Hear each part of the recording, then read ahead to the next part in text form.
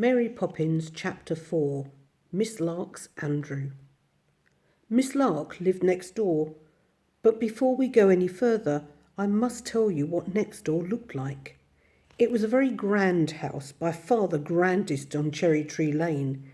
Even Admiral Boom had been known to envy Miss Lark her wonderful house.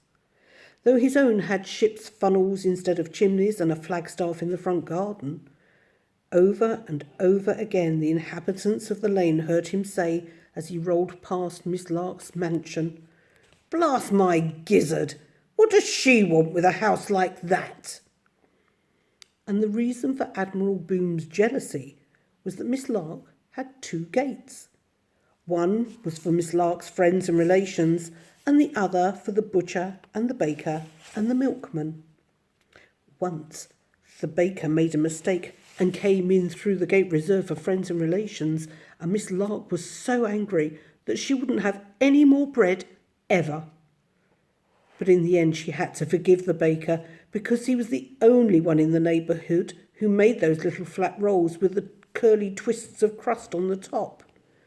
She never really liked him much after that, however, and when he came he pulled his hat far down over his eyes so that Miss Lark might think he was someone else. She never did. Jane and Michael always knew when Miss Lark was in the garden or coming along the lane because she wore so many brooches and necklaces and earrings that she jingled and jangled like a brass band. And whenever she met them, she always said the same thing, "Good morning," or "Good afternoon," if it happened to be after lunch, and "How are we today?" And Jane and Michael were never quite sure whether Miss Lark was asking how they were or how she and Andrew were. So they just replied, "Good afternoon," or, of course, "Good morning," if it was before lunch. All day long, no matter where the children were, they could hear Miss Lark calling in a very loud voice things like, "Andrew, where are you?" or "Andrew, you mustn't go out without your overcoat," or "Andrew, come to mother." And if you didn't know, you would think that Andrew must be a little boy. Indeed, Jane thought that Miss Lark thought Andrew was a little boy, but Andrew wasn't. He was a dog, one of those small, silky, fluffy dogs that look like a fur necklet, until they begin to bark. But of course, when they do, that's when you know it's a dog. No fur necklet ever made a noise like that. Now, Andrew led a luxurious life that you might have thought he was the Shah of Persia in disguise. He slept on a silk pillow in Miss Lark's room. He went by car to the hairdresser's twice a week to be shampooed. He had cream with every meal and sometimes oysters.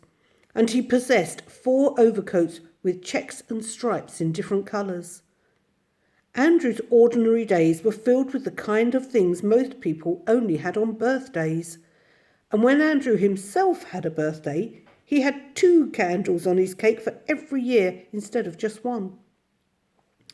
The effect of all of this was to make Andrew very much disliked in the neighbourhood. People used to laugh heartily when they saw Andrew sitting up in the back seat of Miss Lark's car on the way to the hairdresser's, with a fur rug over his knees and his best coat on. And on the day when Miss Lark bought him 2 pairs of small leather boots so he could go out into the park, wet or fine, everybody in the lane came down to their front gates to watch him go by and to smile secretly behind their hands. "Huh," said Michael, as they were watching Andrew one day through the fence that separated number 17 from next door. "Huh, he's a nincompoop." "How do you know?" asked Jane, very interested. "I know because I heard Daddy calling him one this morning." "He's not a nincompoop," said Mary Poppins, "and that is that." And Mary Poppins was right. Andrew wasn't a nincompoop, as you will soon see. You must not think he did not respect Miss Lark. He did. He was even fond of her in a mild sort of way. He couldn't help having a kindly feeling for somebody who had been so good to him ever since he was a puppy, even if she did kiss him rather too often. But there was no doubt about it that the life Andrew led bored him to distraction. He would have given half his fortune, if he had one, for a nice piece of raw red meat instead of the usual chicken breast or scrambled eggs with asparagus. For in his secret, innermost heart, Andrew longed to be a common dog. He never passed his pedigree, which hung on the wall of Miss Lark's drawing room, without a shudder of shame. It was this desire of his to be a normal dog that made Andrew choose common dogs for his friends. And whenever he got the chance, he would run down to the front gate and sit there watching for them so that he could exchange a few common remarks. But Miss Lark, when she discovered him, would be sure to call out, "Andrew, Andrew, come in, my darling. Come away from those dreadful street creatures." And of course, Andrew would have to come in, or Miss Lark would shame him by coming out and bringing him in, and Andrew would blush and hurry up the steps so his friends should not hear her calling him her precious, her joy, her little lump of sugar. Andrew's most special friend was more than common. He was a half an Airedale and half a Retriever, and the worst half of both. Whenever there was a fight in the road, he would be sure to be in the thick of it. He was always getting into trouble with the postman or the policeman, and there was nothing he loved better than sniffing about in drains or garbage bins. He was, in fact, the talk of the whole street, and more than one person he had been heard to say thankfully they were glad he wasn't their dog. But Andrew loved him and was continually on the watch for him. Sometimes they had only time to exchange a sniff in the park, but on luckier occasions, although these were very rare, they would go for long talks at the gate. From his friend, Andrew heard all the town gossip, and you could see by the rude way in which the other dog laughed as he told it that it wasn't always complimentary. Then, suddenly, Miss Lark's voice would be heard calling from a window, and the other dog would get up, loll out his tongue at Miss Lark, wink at Andrew, and wander off, waving his hindquarters as he went, just to show that he didn't care. Andrew, of course, was never allowed outside the gate unless he went with Miss Lark for a walk in the park or with one of the maids to have his toes manicured. Imagine then the surprise of Jane and Michael when they saw Andrew, all alone, careering past them through the park with his ears back and his tail up, as though he was on the track of a tiger. Mary Poppins pulled up the pram in case Andrew in his wild flight should upset it and the twins. Jane and Michael screamed at him as he passed. "Hi, Andrew, where's your overcoat?" cried Michael, trying to make a high, windy voice like Miss Lark's. "Andrew, you naughty little boy," said Jane, with a voice which was much more like Miss Lark's. But Andrew just looked at them both very haughtily and barked sharply in the direction of Mary Poppins. "Yip, yip," said Andrew several times very quickly. "Let me see. I think it's first on your right and second house on the left-hand side," said Mary Poppins. "Yip," said Andrew. No garden, only a backyard. Gates usually open." Andrew barked again. "I'm not sure," said Mary Poppins, "but I should think so. Generally goes home at tea time." Andrew flung back his head and set off at a gallop. Jane's eyes and Michael's were round as saucers with surprise. "What was he saying?" they demanded breathlessly, both together. "Just passing the time of day," said Mary Poppins, and shut her mouth tightly, as though she didn't intend to say any more. "He wasn't," said Michael. "He couldn't have been," said Jane. "Well, you know best, of course, as usual," said Mary Poppins haughtily. "He must have been asking you where somebody lived. I'm sure he must," Michael began. "Well, if you know, why bother to ask me?" said Mary Poppins, sniffing. "Oh, Michael," said Jane, "she'll never tell us if you talk like that. Mary Poppins, do say what Andrew was saying to you, please." Ask him. He knows, Mr. Know-it-all, said Mary Poppins, nodding her head scornfully at Michael. Oh, no, I don't. I promise I don't. Mary Poppins, please tell. 3:30, tea time, said Mary Poppins, and she wheeled the pram round and shut her mouth tight again, as though it were a trap door. She did not say another word all the way home. Jane dropped behind with Michael. It's your fault, she said. Now we'll never know. I don't care, said Michael, and he began to push his scooter very quickly. I don't want to know. But he did want to know, very badly indeed. And as it turned out, he and Jane and everybody else knew all about it before tea time. Just as they were about to cross the road to their own house, they heard loud cries coming from next door, and there they saw a curious sight. Miss Lark's two maids were rushing wildly about the garden, looking under bushes and up into trees as people do who have lost their most valuable possession.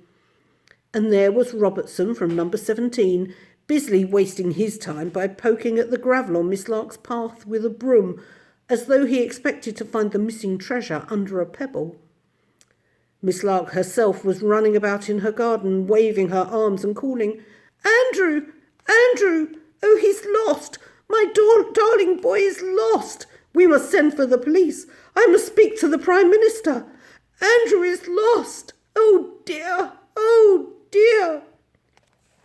Oh, poor Miss Lark, said Jane, hurrying across the road. She could not help feeling sorry because Miss Lark looked so upset. But it was Michael who really comforted Miss Lark. Just as he was going in at the gate of number 17, he looked down the lane, and there he saw... Why, there's Andrew, Miss Lark. See, down there, just turning Admiral Boone's corner. Where? Show me, said Miss Lark, and she peered in the direction in which Michael was pointing. And there, sure enough, was Andrew, walking as slowly and as casually as though nothing in the world was the matter, and beside him waltzed a huge dog that seemed to be half Airedale and half Retriever, and the worst half of both. Oh, what a relief, said Miss Lark, sighing loudly. What a load off my mind! Mary Poppins and the children waited in the lane outside Miss Lark's gate. Miss Lark herself and her two maids leant over the fence. Robertson, resting from his labours, propped himself with the broom handle, and all of them watched in silence the return of Andrew. He and his friend marched sedately up to the group, whisking their tails jauntily and keeping their ears well cocked, and you could tell by the look in Andrew's eye that whatever he meant business. That dreadful dog, said Miss Lark, looking at Andrew's companion. Shoo! Shoo! Go home, she cried.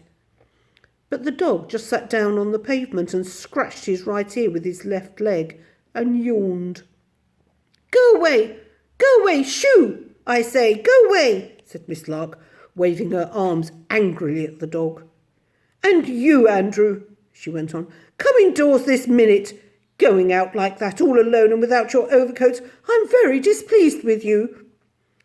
Andrew barked lazily, but did not move. What do you mean, Andrew? Come in at once, said Miss Lark. Andrew barked again. Yep, yep. He says, put in Mary Poppins, that he's not coming in. Miss Lark turned and regarded her haughtily. How do you know what my dog says, may I ask? Of course he'll come in. Andrew, however, merely shook his head and gave one or two low growls. He won't, said Mary Poppins, not unless his friend comes too. Stuff and nonsense, said Miss Lark crossly. That can't be what he says, as if I could have a great hulking mongrel like that inside my gate. Andrew yapped 3 or 4 times. Yip, yip, yip, yip. He says he means it, said Mary Poppins, and what's more, he'll go and live with his friend unless his friend is allowed to come and live with him. Oh, Andrew, you can't really, after all I've done for you and everything." Miss Lark was nearly weeping. Andrew barked and turned away. The other dog got up. "Oh, he does mean it," cried Miss Lark. "I see he does. He is going away." She sobbed for a moment into her handkerchief, then blew her nose and said, "Very well, Andrew, I give in. This common dog can stay, on condition, of course, that he sleeps in the coal cellar." "He insists, ma'am, that he won't do that. His friend must have a silk cushion just like his and sleep in your room too. Otherwise he will go and sleep in the coal cellar with his friend," said Mary Poppins. "Andrew, how could you?" moaned Miss Lark. "I shall never consent to such a thing." Andrew looked as though he were preparing to depart. So did the other dog. "Oh, he's leaving me!" shrieked Miss Lark. "Very well then, Andrew. It will be as you wish. He shall sleep in my room, and I shall never be the same again. Never, never. Such a common dog." She wiped her streaming eyes and went on. "I should never have thought it of you, Andrew, but I'll say no more, no matter what I think. And this creature, I shall have to call it waif or stray or—" At that, the other dog looked at Miss Lark indignantly, and Andrew barked loudly. "Yip, yip, yip." "They say you must call him Willoughby and nothing else," said Mary Poppins, "Willoughby being his name." "Willoughby? What a name! Worse and worse," said Miss Lark despairingly. "What is he saying now?" For Andrew was barking again. "He says that if he comes back you are never to make him wear overcoats or go to the hairdresser's again. That's his last word," said Mary Poppins. There was a pause. "Very well," said Miss Lark at last. "But I warn you, Andrew, if you catch your death of cold, don't blame me." And with that she turned and walked haughtily up the steps, sniffing away the last of her tears. Andrew cocked his head towards Willoughby as if to say, "Come on," and the two of them waltzed side by side slowly up the garden path, waving their tails like banners, and followed Miss Lark into the house. "He isn't a nincompoop after all, you see," said Jane, as they went upstairs to the nursery and tea. "No," said Michael, "but how do you think Mary Poppins knew?" "I don't know," said Jane, "and she will never, never tell us. I'm sure of that."